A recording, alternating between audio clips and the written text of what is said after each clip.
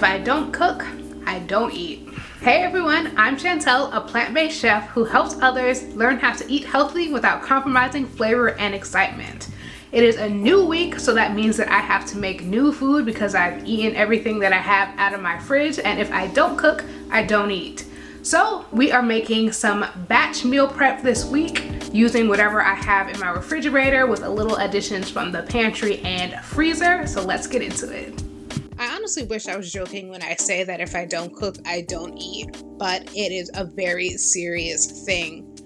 I've been doing meal preps for years at this point, and I've gotten it down to a science where I'm eliminating food waste and I'm making just enough to hold me over to maybe like a week and a half depending on what I'm making. Now with that, I always end up completely depleting my refrigerator, so by the end of the meal prep cycle there's absolutely nothing in there. It's great when it comes to eliminating food waste, but not so great when it comes to weeks when I'm feeling lazy, don't want to cook anything, but I have no choice because there's literally nothing in there to grab or eat or anything, and this is definitely one of those weeks. Now I don't know about you, but once the weather starts cooling down and a little cold breeze starts blowing in the wind, the West Indian in me wakes up extra during this time, and I'm always feeling for some soup, or I'm always craving soup. So for the meal prep this week, I am making some soup because that's what I want. And this time I'm doing a little experimentation, seeing what I could mix together in one pot and make it taste good. And you guys are literally seeing this in live form because I just literally threw things into a pot and hoped for the best. This time around, I'm really trying to make this soup a little bit more balanced than like a traditional, say like chicken noodle soup, because that's kind of like the base of the flavoring I'm doing. So I decided to add in some shredded tofu for added protein, and then I'm also making some sweet potato dumplings to go with it. Because if you're a West Indian, you know soup is not soup unless you have some kind of dumpling in there. So I'm making dumpling, but I'm putting in sweet potato puree so that I can have a healthy carb in there too, so that I am staying fuller longer on this soup.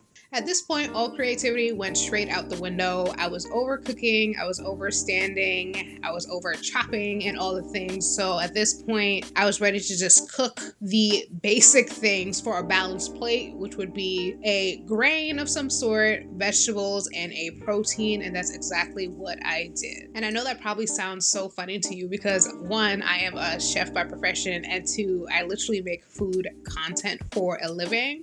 But I'm still human. I still get over things relatively quickly, and this day was definitely one of those days. But that's when that necessity started kicking in, and it's like, well, we still have to eat, so let's get to it. If you watched my last batch cooking video, you will know that carrots have been my thing for whatever reason. So last week I ended up making a carrot ribbon salad, which was absolutely delicious. It was a raw salad with some spices, Dijon mustard, red wine vinaigrette, and all the things. You should check out that video and watch that recipe for it. But this time around, I wanted to do a cooked carrot dish. Now, typically, I don't like cooked carrots. However, this recipe I made specifically for those who don't like cooked carrots. I think I made this recipe or came up with this recipe maybe last season or the season beforehand, and it's been an absolute favorite of mine ever since. I ended up getting a second wind once the carrots were roasting in the oven, and I did have these mushrooms to get rid of. So I made a quick mushroom cashew cream sauce to toss in some pasta, and that ended up being an addition to what else I was going to be eating for the week. Okay, let's quickly go over what is going to be had this week for our batch meal prep.